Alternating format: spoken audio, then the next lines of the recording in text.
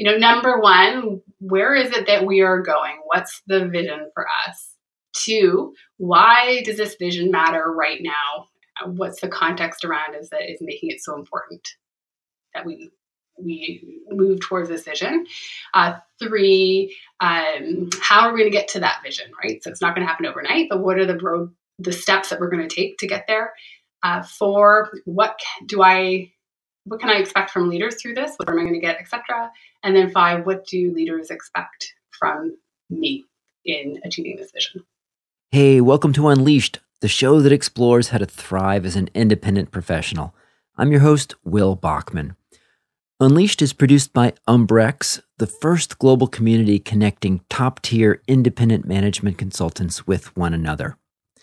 I'd like to welcome IPEC E, Gary B, and Kuei Ming F, who recently signed up to receive the weekly Unleashed email, which includes a summary of each episode, transcripts, and bonus materials. If you'd like to receive the weekly email from me, send me a note at unleashed@umbrex.com. We just heard from today's guest, McKinsey alum and Umbrex member Tineke Keesmaat, who is based in Toronto. Tineke's firm works with ambitious leaders, and she is known for her unique blend of world-class strategy, organizational change, and people leadership. Tineke was recently awarded with a MacKay Canada CEO's Trusted Advisor Award, recognizing the contributions that trusted advisors make in the leadership field to enable Canadian businesses to succeed. So that's pretty amazing. Congratulations, Tineke. You can learn more about her firm's work on their website, which is extraordinarily well designed, a beautiful website. It's tiltco.ca. That's tiltco.ca. And a link is in the show notes.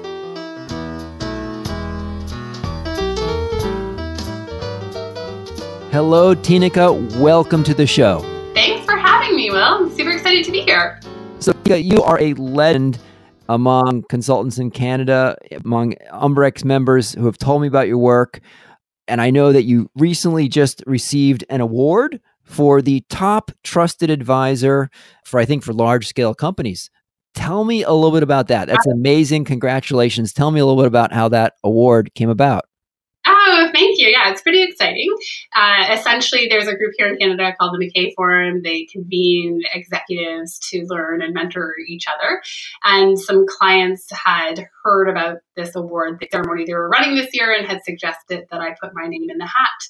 And so was very honored to be asked, and then went through a process to get other clients to attest to the work I had done with them, and then was selected from the group of nominees. So it was a great privilege and fun to be part of a bigger program. That is awesome. Congratulations.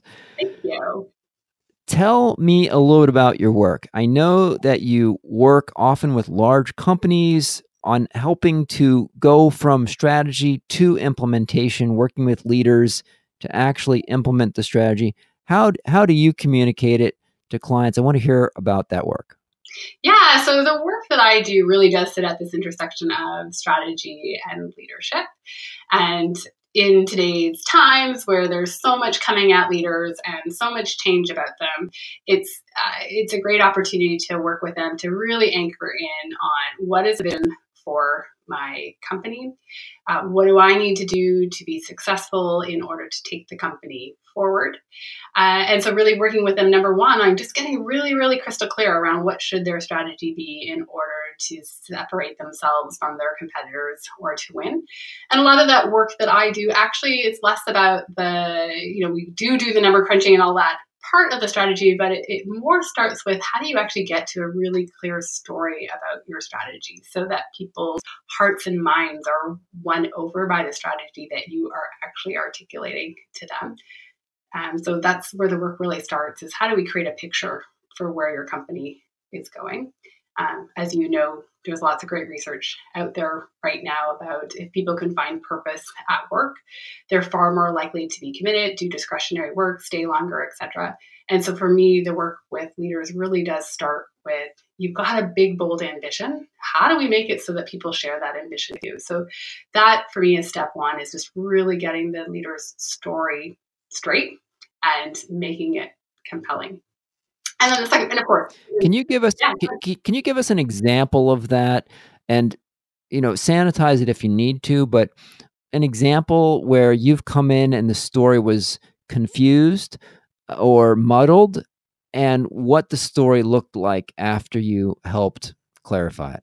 sure. I can actually just, without giving names, I can talk about a client where they had this extraordinary strategy that they wanted to achieve. So they were in the healthcare industry, and a bunch of stuff has been changing. And the work that they were doing, or the intersection that they were doing in healthcare, had to evolve. And they'd done some really, really great work around what the strategy needed to be, and really being bold about, hey, we need to take the organization and turn it upside down and come up with something special for us. And when I arrived, frankly, the strategy was there on a piece of paper, and it made sense, and it had all the good IQ elements to a strategy, but it literally was a piece of paper. And so the work that we did with the team was to really kind of get underneath and say, hey, what in this would be exciting for other people? What would this be scary? And we actually created a narrative. So literally, I know it's old school, but we actually wrote out a story in prose for people to understand, where is it that we're heading? Why do we need to do this now? What will it look like when we get there? How are we going to get there? What is expected of me as a team member? And what can I expect from my leaders to make this happen?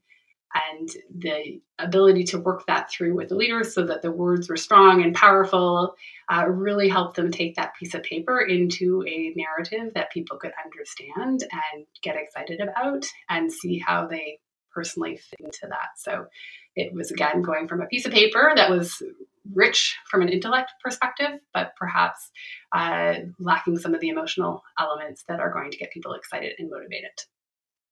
Can you just say one more time? That was very powerful. What are those questions that narrative should answer? Just go through that list one more time. I want to make sure we number each one of those. Captured a few, but just go through that once more. Sure. So, number one, where is it that we are going? What's the vision for us? Two, why does this vision matter right now? What's the context around us that is making it so important that we move towards this vision? Three, how are we going to get to that vision, right? So it's not going to happen overnight, but what are the steps that we're going to take to get there? Four, what can I expect from leaders through this? What am I going to get, etc.? And then five, what do leaders expect from me in achieving this vision?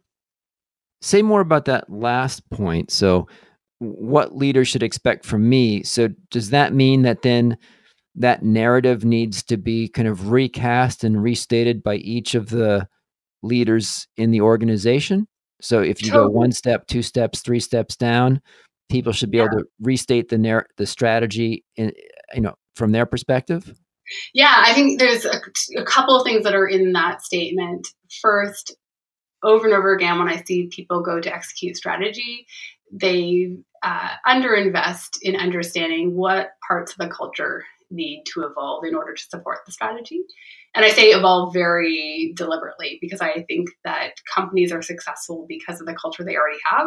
And so you want to preserve the things that are really important in working in the current culture. You want to extend where you need to in order to allow the organization to really match the strategy execution. So in that part of the chapter, we will outline, hey, here are the key from to shifts from a cultural perspective. And again, we go one level deeper. It's not just like, hey, engage more. We actually get into what are the behaviors that we expect from each other around how we are going to make this strategy come to life, right? So one that many people will have seen is, look, we actually want to take more risk, but take smart risk. And here's what that looks like, right? We want to move faster, but smartly.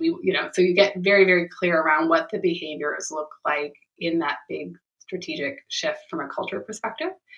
And so the narrative goes into that. But then through the execution, exactly where you were going, people need to be able to say, what does this mean for me, both from what work I need to do, but then also where am I living the culture well today, and where might I personally need to behave differently in that. So this work very much starts with that narrative at the top level, but then needs to be supported with a rollout strategy from both a communications perspective, where I'm sitting down with my leader and I'm saying, hey, do I get it? Do I understand it? What do I need to do? Blah, blah, blah. But then also you need to hardwire this into your performance management approach. So when objectives are set in the start of a year, you can see a direct line from your objective to your year's objective to the big company objective. And then you are in conversation throughout the year saying, hey, are we on target individually? And therefore, are we on target collectively in getting closer to that vision? Okay.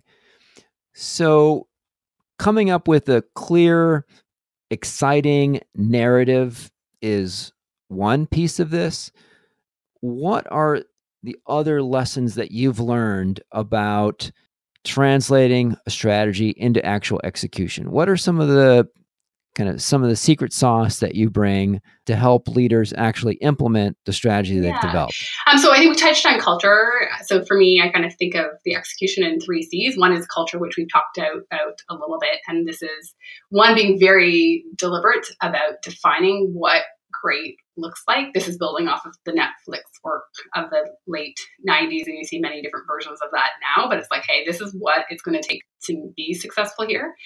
And then two, in that, I think one of the great opportunities for leaders is they have to actually be living that culture in their day-to-day. And so working to support leaders in making sure that they have the skills, the confidence, the abilities to be living that culture in their day-to-day. And frankly, in some cases, being able to mirror back to them where they think they might be acting one way and where perhaps there is a bit of work for them to do. So one, culture. 2, capabilities. So I think that you need to make sure that when you look at your strategy, that it's actually actionable and that people actually have the skills to get the job done. And so we do a lot of work around, if this is where we're going, where do we have to be super awesome? And let's make sure that we've got super awesome people and skills in those roles. Where do we need to be good enough? And let's, again, pair talent with that. And where might be things that we don't even need to be involved with, where we could explore different relationships, partners, renting resources, etc. So there's a whole bunch of work that is done around what capabilities are required. And then, in that capability piece, so there's like kind of the hardcore capabilities of sales, marketing, functional, but then there's a big piece of work that I think needs to happen these days around leadership capabilities as a whole. So are my leaders actually set up to drive through change? Do my leaders know what it takes to actually motivate people through change? Do my leaders have modern skills to actually execute in today's environment? So under capabilities, there's kind of 2 more functional based capabilities, and then there's hardcore leadership capabilities. And then the third thing for me is really around communication. So I saw a report the other day that said, hey, leaders still rely on email. 90% of leaders still rely on email as their preferred communication channel. And that's just not good enough in today's times, right? Like, people need to get these messages multiple times. They need many different channels. They need targeted messaging. So if you think about all the awesome things that are done from a consumer perspective, we need to be kind of mirroring those in-house for our employees if we really want to get them excited, engaged, and understanding what is required of them. So we've been doing a lot of work around thinking through, how do you get more targeted messaging out? How do you use data to inform and measure those? How do we think about moving beyond email? So it's amazing how much technology exists within organizations, and you just need to turn it on and use it differently.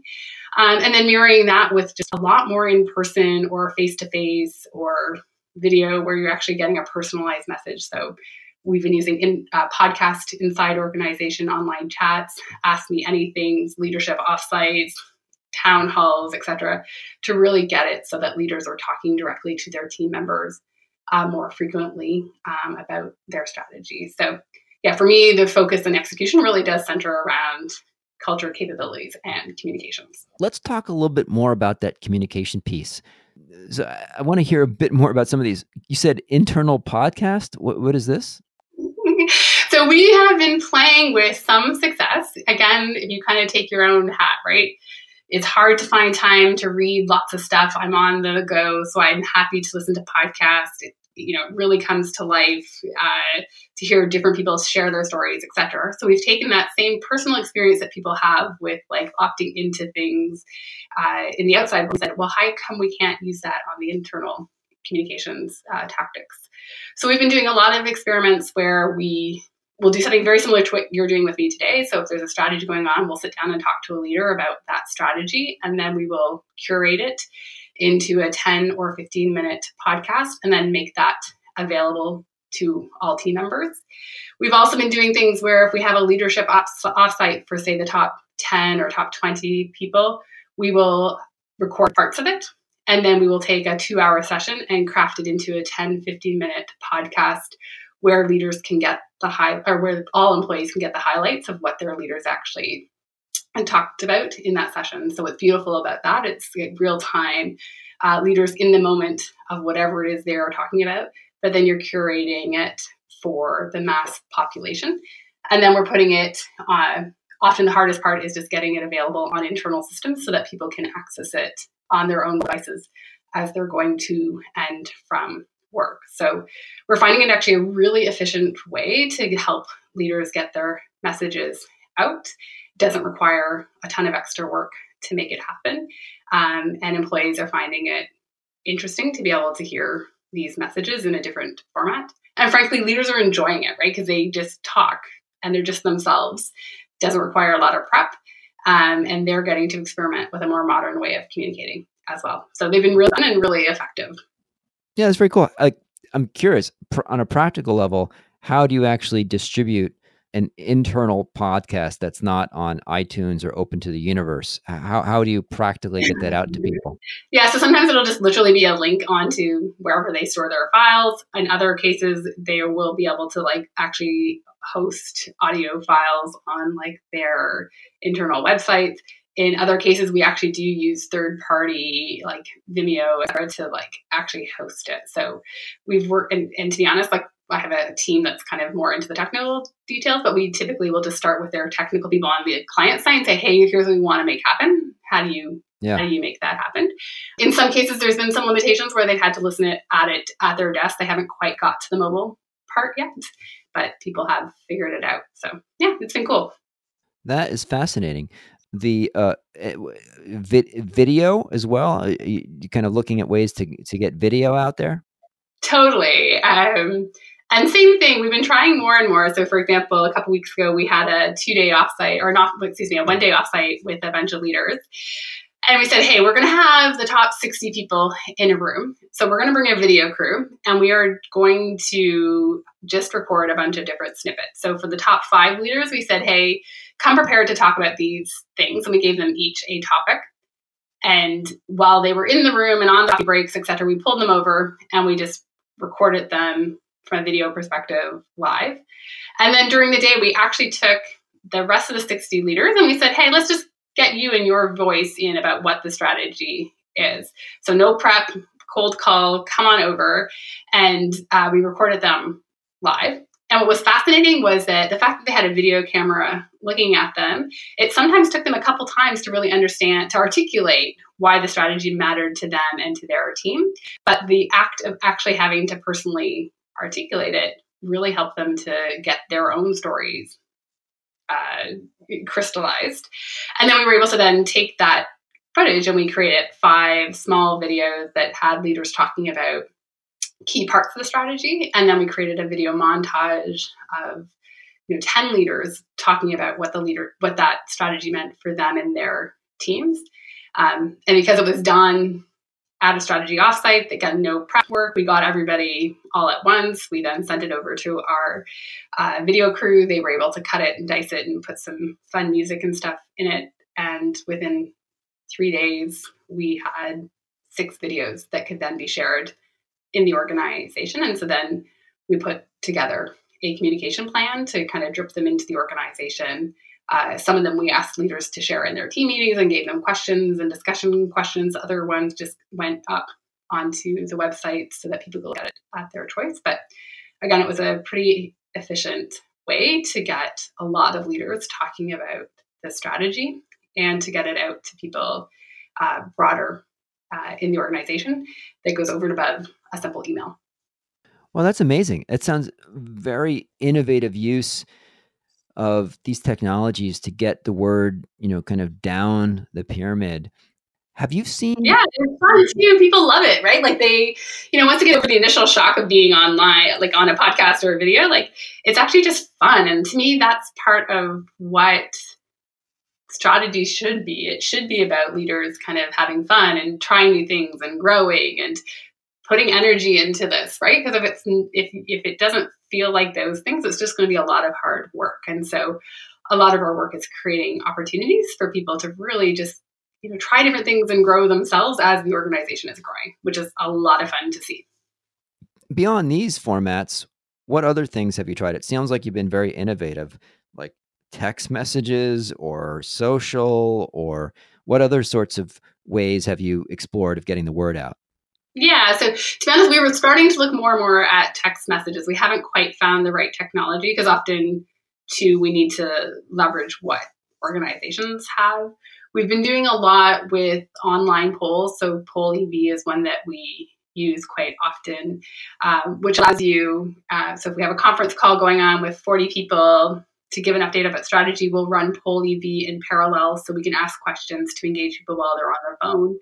I'm sorry, what's that one called? It's called Poll EV. So POLL EV. It's Poll Everywhere. And so anyone can access it on their phone or the web. So you just at the start of the call, you're like, hey, sign into this app. And then in the background, you can put questions on, right? So if, we just heard speaker so-and-so talk about this part of our strategy. To what extent do you agree with what they said? How excited are you about this? What questions do you have? So we're finding that a tool like that, coupled with a traditional conference call, takes something that typically is one way and magically makes it two-way for virtually no cost or effort. And we're finding that it's just those little changes that take things and make it more dynamic.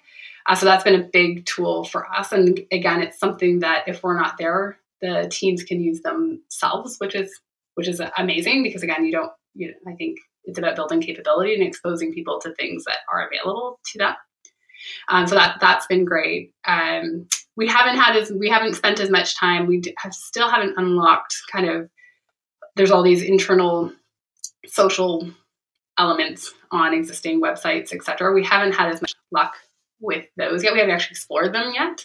But we have had luck with online chats, right? So it's a bit of a take on the IBM Values Jam from years ago, where you basically schedule leaders to be on their computers and you put questions out and then leaders answer them, but everybody can be sitting at their desk talking back and forth. So it's like a collective text message or a WhatsApp message that is happening at a set time in the organization. So it's a fast way to get feedback across multiple time zones, et cetera, et cetera.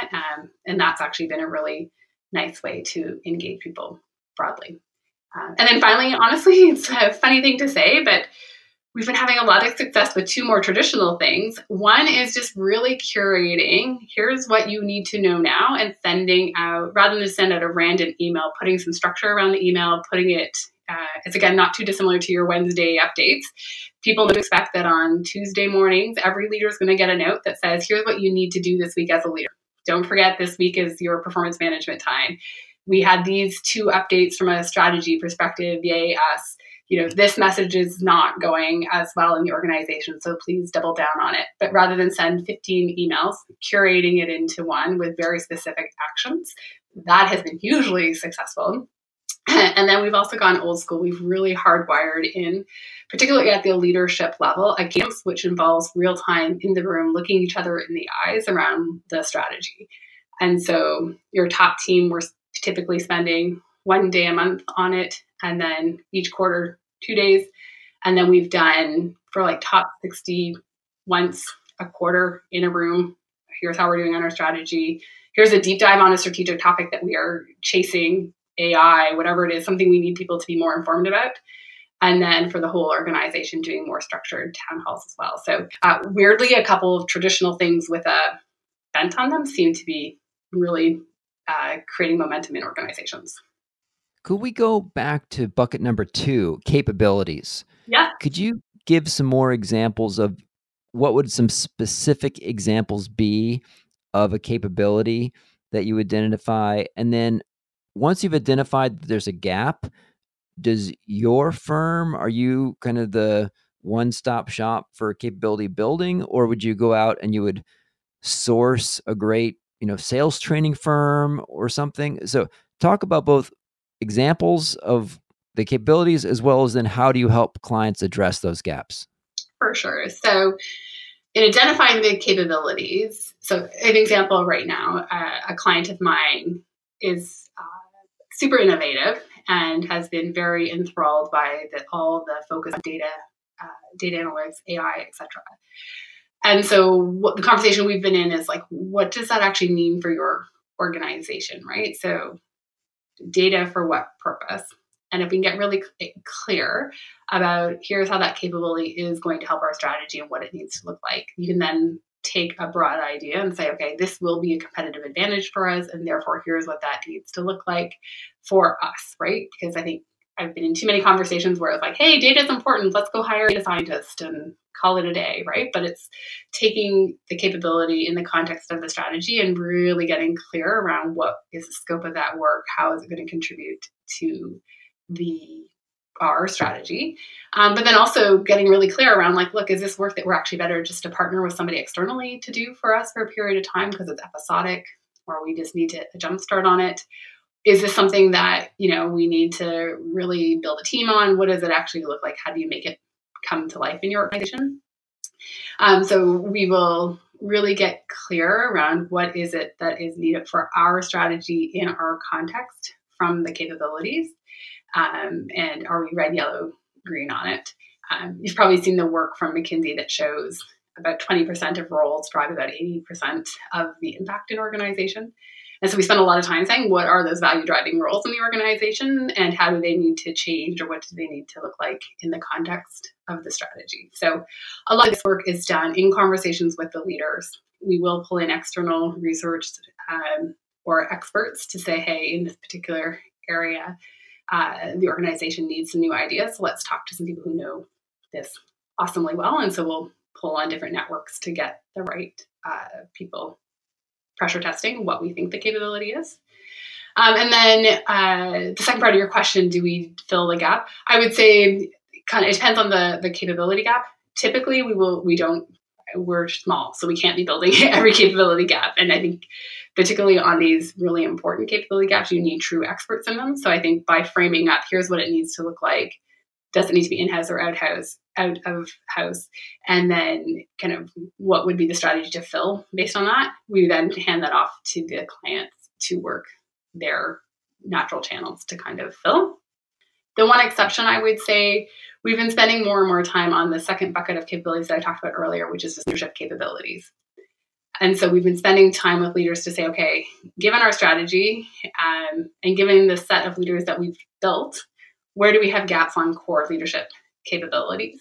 And we've been spending more time thinking through how do you upgrade leadership capabilities across? Because if I reflect, I think that leaders today are operating in a different environment than the environment in which they grew up, right? So a lot of leaders sitting in seats today didn't grow up in an environment where Twittering was happening and where social media was so important. And so they grew up without having to think about communication in those mechanisms, but now they're having to lead in an environment where that becomes important. A lot of leaders grew up in a world where, we had a strategy, we could afford to have a 5-year plan against it. We could take a very long cycle project management approach to it. And now we are leading in a context where, frankly, we are in more of a sprint mentality, more agile execution, etc. But I'm being asked to lead something that I may not have grown up in, right? So to me, there's just a bit of how do we help modernize leadership skills and capabilities? And so we've been spending more time getting clear for a company's particular strategy for a particular suite of leaders in the organization. where are there some broad-based leadership capabilities that we can help refresh, modernize, and upgrade. And in those cases, we have been working on some leadership interventions. And again, our team can do parts of it, but we'll also then partner with other organizations, internal houses, et cetera, to say who's best serviced to actually deliver this part of the leadership program. But we've been architecting what that might actually look like. Let's talk about trust for a moment. You were, as we mentioned earlier, you have declared the top trusted advisor in Canada. What are your advice, experience, tips around building trust with clients? Good question. To me, there's a big piece of starting by just understanding that leaders are people, and with that, nobody is perfect, right? So there's a big piece of just accepting leaders for whom they are and having just a very honest conversation about strengths and where they've got gaps, et cetera. But if you just kind of start from a place of, hey, you're a person, I'm a person, we both have strengths, we both have gaps, and we're just going to accept each other as human beings. To me, that is a great starting place. So it's really investing in the whole person and showing that you care about them as a whole person. To me, that's step number one, is just establishing that person-to-person relationship. And then I think, a second thing for me is just really being in it with them, right? So doing what you say you're going to deliver, being bold and courageous where you might need to give them feedback that others haven't had the opportunity to give them or comfortable giving it to, but giving it to them in the spirit of, hey, I want you to be super successful. So let me talk you through this. This is what I'm seeing, I'm observing, but then let's talk about how that's sitting with you and what you want to do about it, if anything about it, right? So that's the second piece, is just really kind of being in it with them and showing that you're committed to their growth and kind of having the courage to have those conversations with them. And I think it's also just being a human being yourself, right? So showing humility, putting your own ego aside, and just engaging with them as human beings, because that's what they are. And being a leader is hard, and you're not going to get it right 100% of the time. And so the more that you can just have their back when they need it and push them when they need to need a little bit of push, the more I think you're just going to get into a good, solid, trust-based relationship. You've been remarkably successful, Tineke, in building an amazing reputation. And as you mentioned, as a boutique firm, right? Getting very well known, and people tell me that you always have projects happening. What do you do on the business development side? I'm in a unique scenario because I have stayed relatively boutique, and I have a 3-year-old son. So a couple of years ago, I kind of became more measured with my time. From a BD perspective specifically, because I haven't been trying to fill a pipeline to feed 500 employees, I've been able to be a bit more measured or selective. But number one, I just really concentrate on when I have clients, I do good work. I go over and above to make sure that they feel support. I think you can ask my clients, but I believe you just have to deliver the work that you have in front of you over and above what you think you need to do to make sure that they're having an amazing experience with you. And so that's been my business development. All of my work has come through relationships of clients that I've worked with before, my colleagues who've been super generous from McKinsey, my Ivy alumni network. So that it's just been those relationships and this commitment to doing good work. And I don't get it right all the time. But to me, for me, I've been super fortunate, and I know you can't count on that forever, but just the relationships and the people that I've worked with in the past have been super generous with their referrals and their time to help me and my firm be successful.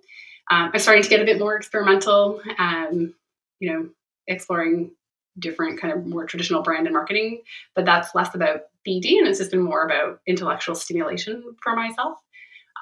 But so far, I've been so fortunate and so grateful for the people in my network that have just helped to support me and the firm in our fun and wild journey.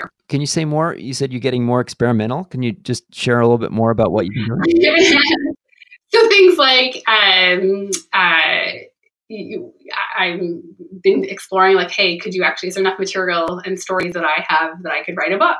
Or, where can I start to speak at conferences or go and tell a story for myself, right? So a bit of brand building that I've been really reticent to do in the past. And so been stepping more into that. And a lot of it came from a mentor when I was exploring whether or not to continue with my own firm this year.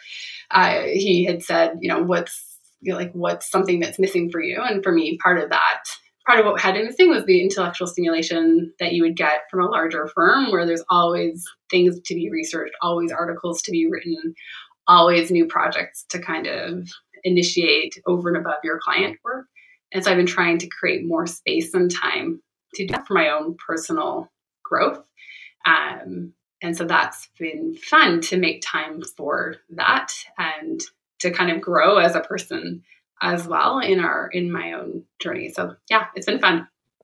Could you share the story of the name of your firm and how you came up with it? Sure thing. So Tiltco, when I was a young girl, my dad experimented with his own company, a house building company. He called it Tiltco, which was my mom's name, his name, and then my sister and I's name. And then flash forward, I was thinking about a company. I was like, hey, that'd be an interesting nod to that. And so just brainstorming, I substituted the P for my other sister's name, Trisha, and Ike is my dad's name and my brother's name, so kept those two. So got to Tiltco. And then when I came down to a piece of paper, I'm like, that's awesome, because it's not only a nod to my family, which is very important to me, but it also gets into tilting company performance. And so this movement and forward motion that tilt kind of like expresses to me, it had the double meaning, which I thought was wonderful. So where is the best place for people that want to find out more about your firm? Where's the best place for them to go? Sure, they can reach out check out our URL. So tiltco.ca.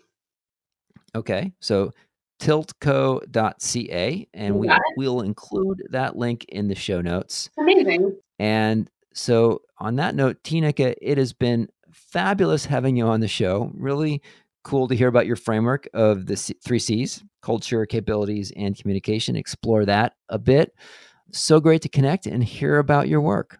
Well, thank you so much for having me, and congratulations for all the work that you've been doing. I know it's interesting to hear these podcasts that you've been creating, so thank you for that. Thanks for listening to this episode of Unleashed, the show that explores how to thrive as an independent professional. Unleashed is sponsored by Umbrex, the world's first global community of top-tier independent management consultants. The mission of Umbrex is to create opportunities for independent management consultants to meet, share lessons learned, and collaborate. I'd love to get your feedback and hear any questions that you'd like to see us answer on this show. You can email me at unleashed@umbrex.com. That's UMBREX.com. If you found anything on the show helpful, it would be a real gift if you would let a friend know about the show and take a minute to leave a review on iTunes, Google Play, or Stitcher. And if you subscribe, our show will get delivered to your device every Monday. Our audio engineer is Dave Nelson. Our theme song was composed by Gary Negbauer, and I'm your host, Will Bachman. Thanks for listening.